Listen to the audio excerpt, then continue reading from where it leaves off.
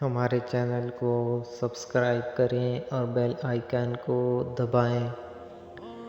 حضرت ثعثع بن ناجیہ در رسول صلی اللہ علیہ وآلہ وسلم پر کلمہ پڑھنے آئے۔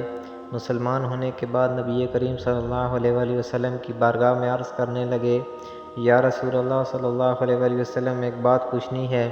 حضور صلی اللہ علیہ وسلم نے فرمایا، پوچھو۔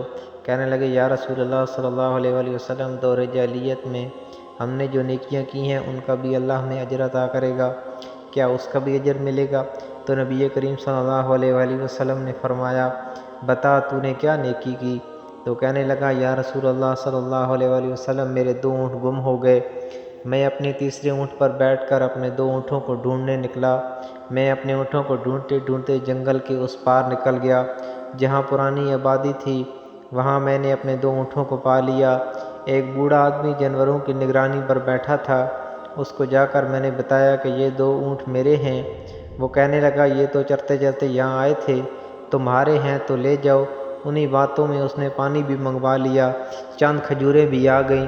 میں پانی پی رہا تھا، کھجوریں بھی کھا رہا تھا کہ ایک بچے کے رونے کی آواز آئی۔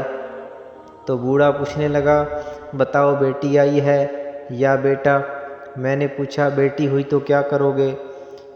کہنے لگا، بیٹا ہوا تو قبیلے کی شان بڑھے گی، اگر بیٹی ہوئی تو ابھی یہاں اسے زندہ دفن کرا دوں گا، اس لیے میں اپنی گردن اپنے داماد کے سامنے جھکا نہیں سکتا۔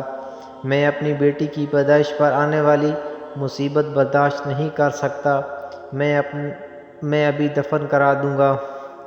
حضرت ثعثع بن ناجیہ فرمانے لگے، یا رسول اللہ صلی اللہ علیہ وآلہ وسلم، یہ بات سن کر میرا دل نرم ہو گیا۔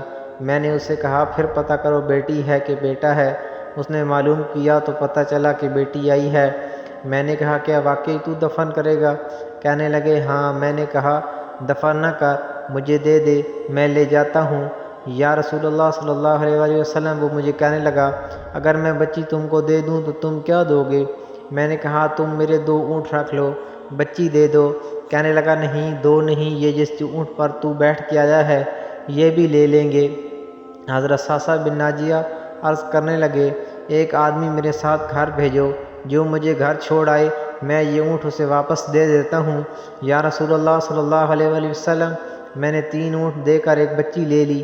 اس بچی کو لا کر میں نے اپنی کنیز کو دیا، نوکرانی اسے دودھ پلاتی۔